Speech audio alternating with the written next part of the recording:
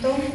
Primero, bueno, se ha visto mucho a nivel nacional y ha sido documentado ya en varios informes por organizaciones de derechos humanos. La criminalización muchas veces no se hace de forma directa, sino por mensajes o por personas que se acercan para decir, cuídate, bajar perfil, ¿no? O dañar la imagen de las personas o de las organizaciones con las que están trabajando, ¿no? Decir, bueno, estos se meten en donde no deben, son mentirosos, son interesados en dinero, están buscando algo o se quieren lanzar a la política. Y eso hemos platicado con varios, que no solo es en el tema ambiental, también ha pasado con los comunicadores. Hay una denuncia de algunos periodistas, creo que el año pasado, no recuerdo bien, pero son formas directas, no son como lo hacen en otros lados, ¿no? Sino que a través de mensajes de personas o de hechos o en espacios hacerlos a un lado. Eso sí, a la discriminación en la participación, porque se forman grupos para toma de decisiones y se hacen a un lado a los otros, cosas que van pasando. Gracias, Rosa María. Señor comisionado, además de permitirle también opinar sobre el tema de la corrupción y el caso Portillo, hay dos preguntas muy concretas para usted. Una que viene de la Asociación de 21 Comunidades de la Libertad, OXLAJU. Dice, doctor Francisco Alanese, ¿de qué forma la CICIG podría contrarrestar el crimen organizado y el narcotráfico en las comunidades del municipio de Libertad después de que pase el estado de excepción? Y la otra dice, Petén tiene una gran cantidad de áreas protegidas, pero en ellas hay grandes usurpadores que ligan su actividad al narcotráfico. ¿Podría la CICIG manejar un caso de esta naturaleza, toda vez que se podrían proteger los recursos naturales? Bien, voy a comenzar por opinar sobre el caso Portillo, porque yo sé lo que dice Monseñor con relación a todo lo que está haciendo Ola detrás de ese caso, pero este caso es el que es emblemático. Yo, siendo fiscal general de Costa Rica, logré llevar a juicio 2 causas contra 2 expresidentes. Y conozco esos 2 casos y conozco el caso del expresidente Portillo, y les puedo garantizar que había más prueba para condenar, más clara por lo menos, en el caso de Portillo que en el de los 2 expresidentes de Costa Rica, que están condenados por los tribunales de Costa Rica. El caso de Portillo era más claro porque ni siquiera se cuidó su nombre, ni sus empresas, ni sus amigos. Los cheques salieron a nombre de subalternos, se depositaron en cuentas propias, cuentas de empresas, y no había forma jurídicamente válida de absolver, porque los casos de corrupción son muy difíciles de investigar. Todos son contabilidades, contratos, cheques, todo que parece legal. Pero cuando se logra llevar a juicio porque se encuentran las trampas, lo más difícil es absolver, porque todo está documentado. Sin embargo, aquí se absolvió olímpicamente. Y lo que dice la fiscal general, que no es que esté negando que hay una cola de casos, es porque este caso de Portillo constituye la patente de corso para que cualquier político sustraiga los bienes del Estado y no le pase nada. Cuando alguien se atreve a decir que el presidente no es responsable de los fondos del Estado, bueno, yo creo que ya se dijo todo. Hay una licencia para llevarse lo que uno quiera. Y esto es lo que está pasando ahora en este caso, que es el que abre las puertas de la corrupción a futuro. En el tema de la libertad y de los delitos ambientales de Petén, yo no soy político ni hago promesas que no se puedan cumplir. Nosotros estamos investigando cosas en el Petén, estamos en la mejor disposición de apoyar y apoyamos al Ministerio Público en investigaciones que se hacen en el Petén, pero nuestra capacidad de acción es muy limitada. Tenemos una sola oficina, tenemos muy poco personal que no le puede dar cobertura a todo el país, y la misión de la CICIG es apoyar al Ministerio Público, procurar una reforma del sistema de justicia. Creo que ya se está viendo con los casos que está logrando el Ministerio Público, ya sin participación estelar de la CICIG, sino una participación tangencial, apenas así como para meter un empujoncito o que nos pidan una ayuda.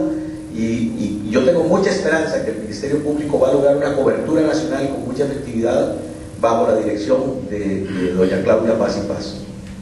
Pero yo no puedo prometer que la CICIG, con los escasos recursos que tiene, con el poco personal y sin oficinas locales, pueda hacerle frente a muchos casos y a grandes casos en el lugar. Estamos atendiendo algunas cosas, algunas denuncias que recibimos, de las que no quiero hablar, pero más de eso va a ser muy difícil. Sin embargo, todo lo que enfrenta el Ministerio Público, bueno, Claudia sabe, la coordinación ha mejorado muchísimo desde que ella está al frente de la Fiscalía. Muy bien, y vamos a terminar con una pregunta que va a ser como un minuto de cierre para cada una y cada uno de nuestros participantes. Después de los 27 masacrados, después de lo que está sucediendo en el Petén, ¿cómo hacemos para que Petén no quede en el olvido? ¿Cómo hacemos para que la respuesta a las preguntas ¿cuántos más sean? Ninguno más.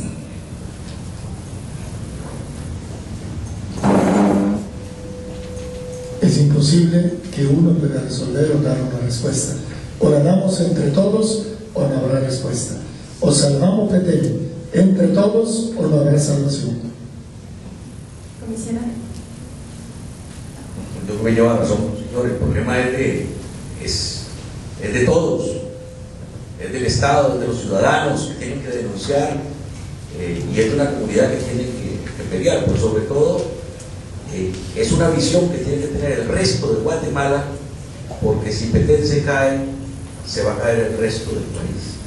Y esto es lo que tiene que entender el resto de la población. La responsabilidad nacional no es un asunto que tenga que ver solo con la gente del Petén.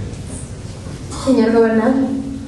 Muchas gracias. Definitivamente comparto el hecho de que esa es una responsabilidad de todos.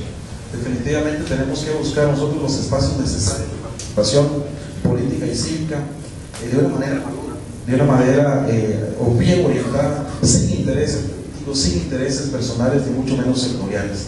Tenemos que pensar en Petén, en un solo departamento que hoy necesita realmente poder quitarse las cadenas de tantas cosas que nos han pasado, de tantos años de abandono, de tantos años de olvido, pero hacerlo de una manera responsable. Rosa María, y por último la señora fiscal. Bueno, hace rato yo mencioné algo y quiero terminar en eso. Creo que para poder ir buscando soluciones, como decía, tenemos que hacerlo todos. Y la sociedad civil, para empezar, es el que debería de tener el poder.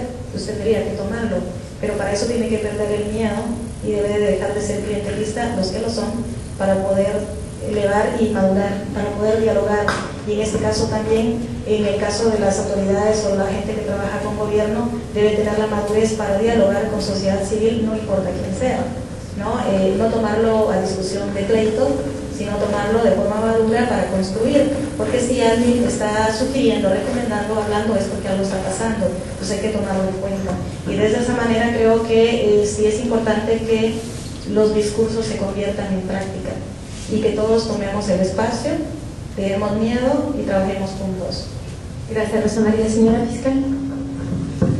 Yo creo que me sumo a lo que ya se ha dicho. Creo sin duda que es una responsabilidad de todos, ciudadanos, ciudadanas, funcionarios, que también es un problema nacional, no es un problema del que nos podamos desentender las autoridades a nivel central ni los ciudadanos que no son guatemaltecos, que no son peteneros. Creo que agregaría a esto que es un proceso, que si lo que se ha logrado a partir de la conmoción de este hecho trágico, que si lo que hemos avanzado en prevención, en disminución de tasas de índices de violencia o en presencia de otras instituciones estatales no continúa en el tiempo, pues nada, ninguna lección habremos ganado de este hecho terrible y nada vamos a haber abonado a favor de la justicia y la seguridad en el departamento.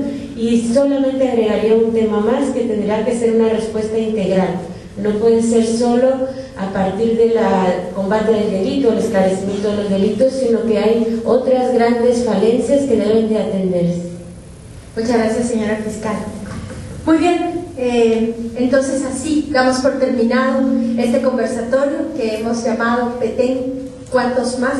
La respuesta debería de ser ojalá ninguno más, con políticas que tengan que ver con la integralidad. Y aquí se hablaron de muchos temas, del tema de la baja recaudación, de la impunidad, del vencer el miedo, de no a las soluciones inmediatistas. Les queremos brindar un aplauso a todos nuestros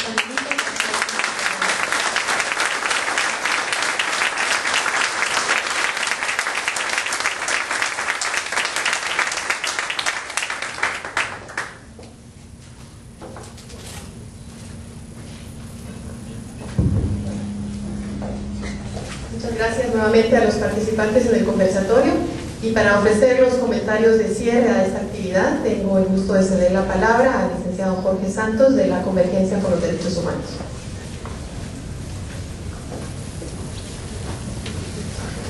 Muy buenas tardes ya a todos y a todas, en particular pues a este distinguido panel que hoy tuvimos a bien escucharles y conversar junto con ellos. Primero, manifestarles desde la Convergencia por los Derechos Humanos nuestra solidaridad a los y las habitantes del departamento del Petén. Creo que estos son momentos, tal y como se ha expresado acá, bajo los cuales la población guatemalteca se vuelca en un espíritu de solidaridad hacia quienes hoy son objeto efectivamente del terror por los hechos acontecidos a partir, digamos, de este hecho tan lamentable sucedido el 15 de mayo en la finca Los Cocos, pero también la solidaridad hacia con las familias de los campesinos y campesinas masacradas ese día. Para la Convergencia por los Derechos Humanos, y es algo que hemos querido dejar claramente plasmado desde antes de decretarse el estado de excepción en el departamento del Petén, que la lucha contra la impunidad no es posible sin garantizar la justicia social y la integralidad de los derechos humanos. Es decir, pretender garantizar unos derechos humanos por encima de otros redundaría efectivamente en la reiterada y sistemática y masiva violación de estos derechos humanos. Una anécdota muy sencilla y solo para identificar que esto es una problemática que está agobiando a la población de diferentes partes del país es el caso de un municipio del Quiché, cuando hubo presencia del ejército, de tropas militares bajo la excusa reiterada del paso de narcotraficantes por esos municipios. Una autoridad local indígena le refería al gobernador que él tenía un hijo de 13 años al cual molestaban mucho en la escuela y que si el hijo le pedía un bate para poder solventar sus problemas en la escuela, él como autoridad paterna iba a caer en una irresponsabilidad al ceder, digamos, a la solicitud del hijo, y hacía el parangón hacia la población con la exigencia cada vez más de presencia militar para frenar un hecho como los que en el departamento del Petén se están dando y como en el de los muchos casos en el municipio que hago mención. De tal cuenta que me parece a mí que efectivamente hoy la responsabilidad está por el lado de las autoridades, garantizando efectivamente la lucha no solo contra la impunidad en materia de seguridad y en materia de justicia, sino también para garantizar el resto de derechos económicos, sociales, culturales y ambientales de la población del departamento del Petén. Y en ese sentido nos parece fundamental, y con esto quisiera cerrar, es que demandamos respeto y garantía de protección para todos y cada uno de los defensores de derechos humanos y de las comunidades que hoy por hoy no están siendo reconocidas en sus derechos civiles y políticos. Son habitantes de esta nación guatemalteca y por lo tanto les son inherentes todos los derechos humanos que están consagrados tanto en la Constitución Política de la República como en todos los pactos y convenios ratificados por el Estado guatemalteco. Entonces, demandar al Estado guatemalteco la integralidad de los derechos humanos nos parece fundamental. Y nuevamente agradecer, creo yo, la presencia en este importante evento. Ojalá y efectivamente lo podamos reproducir, y pues la invitación es a que efectivamente la población guatemalteca sea sujeta activa de su propia transformación. Muchas gracias.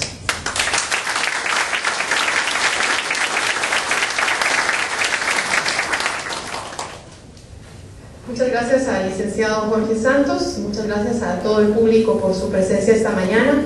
Esperamos que el debate que se generó, las reflexiones y recomendaciones contribuyan efectivamente al diálogo y a la identificación e implementación de estrategias para superar los retos que afronta Petén en materia de seguridad y justicia.